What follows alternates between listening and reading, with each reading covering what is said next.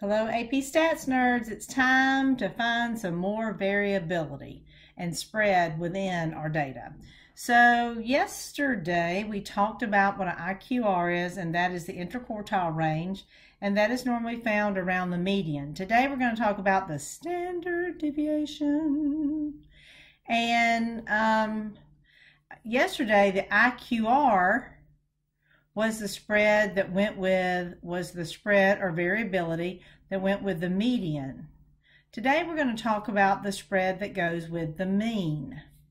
So that is called the spread or variability for the mean is the standard deviation. And kind of plainly, it's kind of like the average distance. It's the average distance that the data points are away from their mean. And you've already seen this.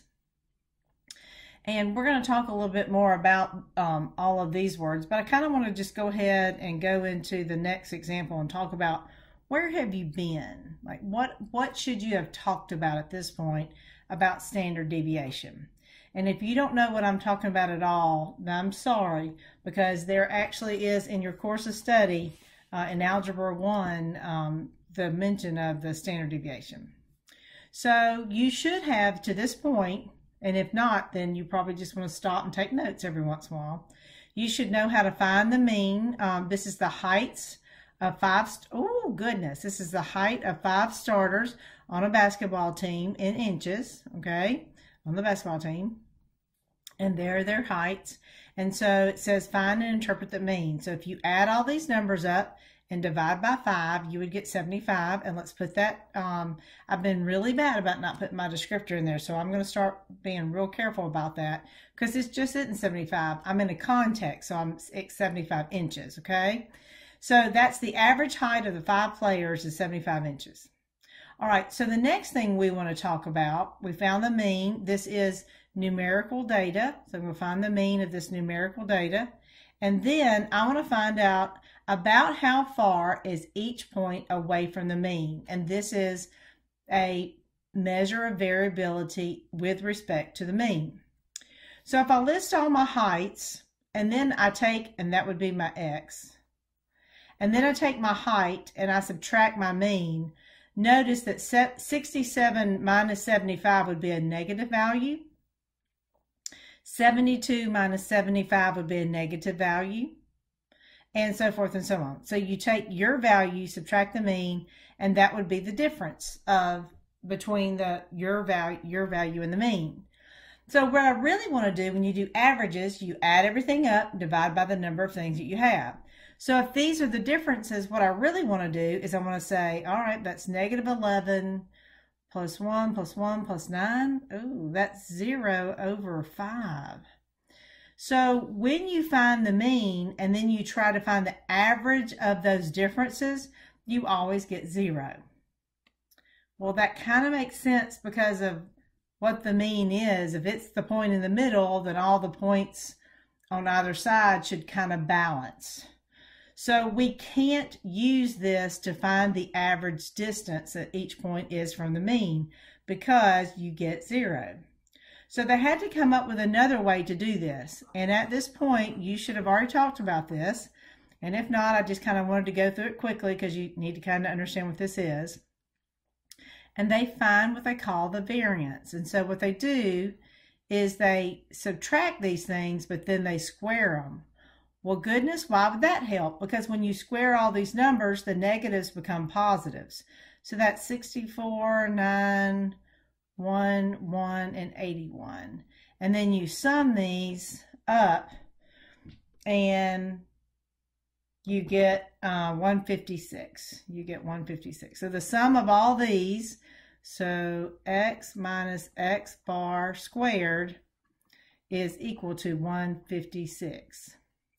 So in order to find the standard deviation, what we're going to do, I'm sorry, the variance is that divided by 5. I'm sorry, that's the variance, is the square divided by, divided by the number of things that you have. And I want to make a real big point here in that In this problem, we have everybody we want to talk about. We know everybody we want to talk about. And that's called the population. We have all 5 people that we want to talk about. And up to this point, you've always known all the data points you wanted to talk about. And so when we find this, this is actually called a population standard deviation because you have the entire population. So let's see, this equals 39.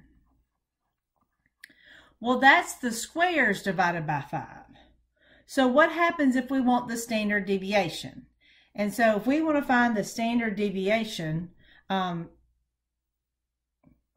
so let me remind you, I'm so sorry, that's not equal to that at all. I can't even do my math on my calculator, bless my heart.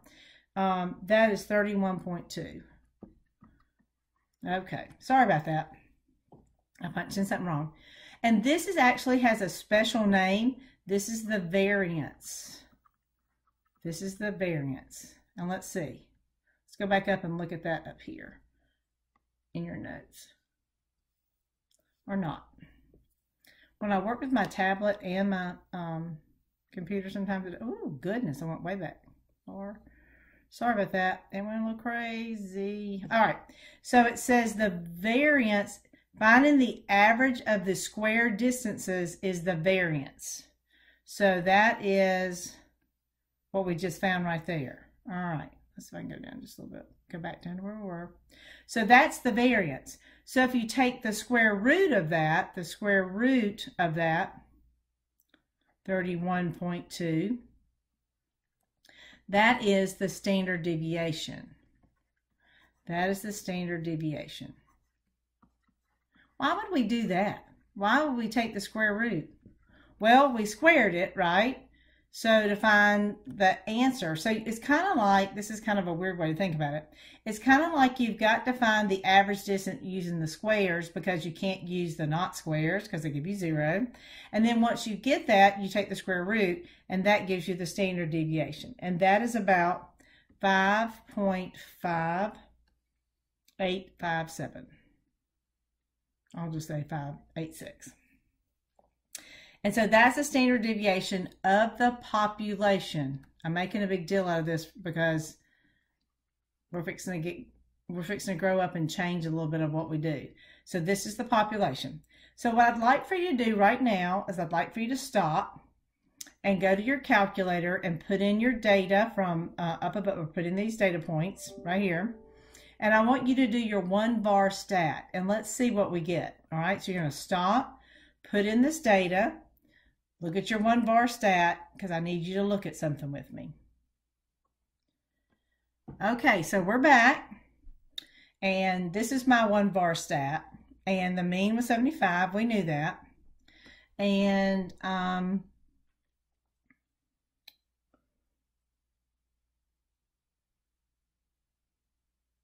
right here, there are 2 things right here.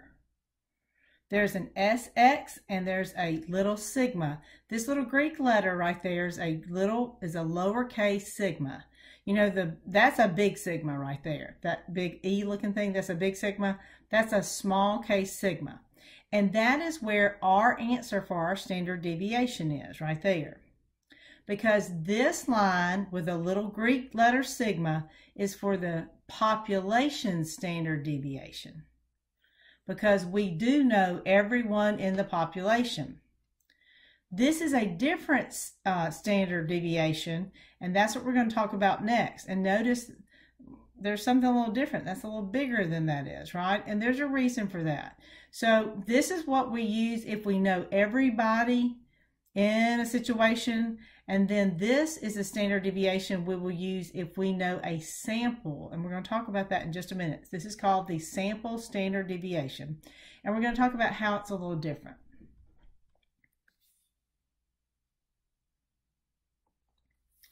So for this problem, I'm going to write that the population standard deviation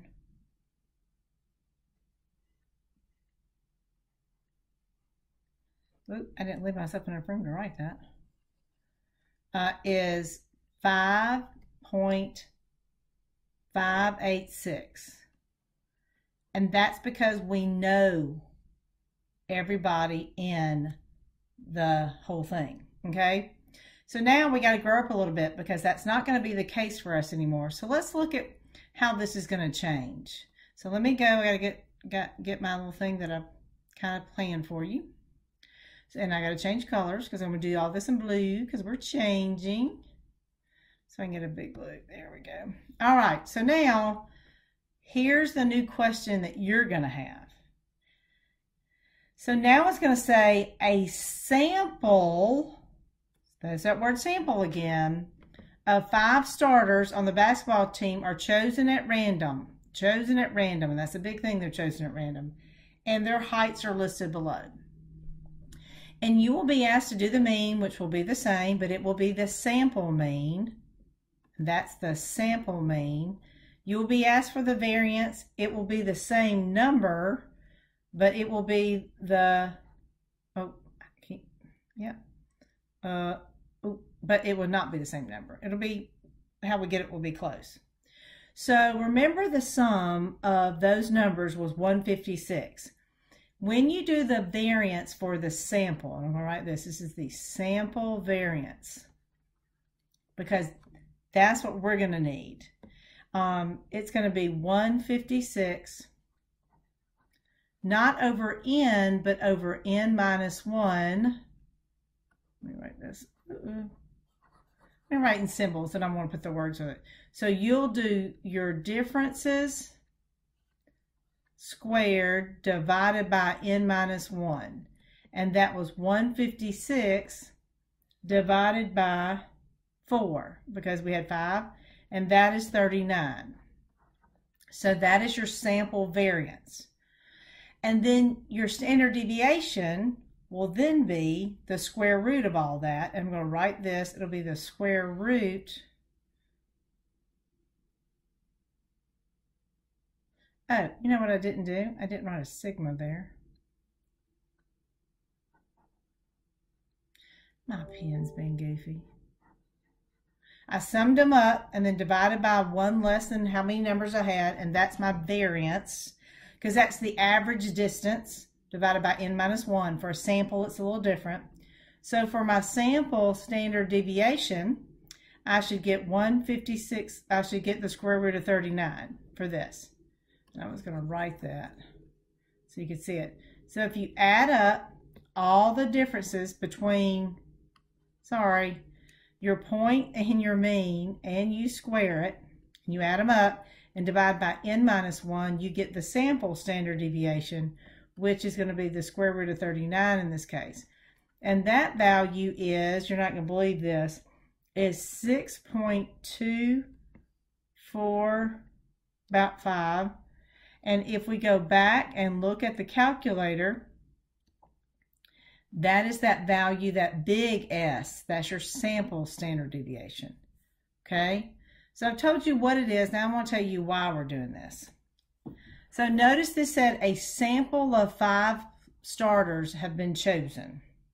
Well, from now on, we're going to be asked to talk about populations that are much bigger than what we can actually go get the data from everybody. So we're going to have to look at a sample of them and collect data in a very smart, non-biased way, in a random way. That's why random is underlined. And then we're going to have to look at this sample and talk about the sample's statistics and see if we can, and then determine if we can use these statistics to maybe talk about the whole population that we actually can't poll. But can this sample be a good representative so we can talk about that big population? So we're going to go from a very finite set of values to a really huge set of values. That's our big goal for this course. And so we need to talk about sample standard deviation. I also want to show you this. When you go to the formula page for your test that you can use on your test, notice here's something, there's your mean, adding up all the things, dividing by, and then here's your standard deviation. Notice that that is that sample standard deviation. adding up all those differences squared, divided by n minus 1, and then taking the square root. They don't even mention the population standard deviation because we don't deal with that in this course. So this is the sample standard deviation. So you have done population standard deviation in your past courses, but now that we're growing up, we're going to have such big data sets, we're going to be dealing with samples, not the entire population. Before we leave, I do want to say this to you. There are situations that you did use that were, you would know the whole population. So like, here's the 5 people on the basketball team. Not a sample, but all of them. If a teacher had all of her students in her class take the test, she could find the population mean and the population standard deviation because that would be easy for her to do. But if she were trying to find an average of lots of different scores from all over the country, that may not be possible. So you might have to get a sample of scores. You see what I mean? So that we're not going to be dealing with a set fixed number of things like we did in this example. We're going to be talking about looking at, this is only a sample of them, and can we talk about the samples statistics to maybe make some decisions about the population. So now just want to make sure we have this clear. When you talk about standard deviation, you're going to be dividing by n minus 1, not by n, because we'll be dealing with samples. All right, hope that helps. And you know what's so nice? That's right on your calculator. Every time you're going to get that. So there's that standard. Ooh, didn't mean that. We'll be using that sample standard deviation right there for the rest of the course. So the only time you wouldn't is if you had a finite set that you could find all the people for that, but that's not going to happen for the rest of that course. So we're leaving population standard deviation and we're growing up to sample. Okay? Hope that helps. Thanks so much. Bye-bye.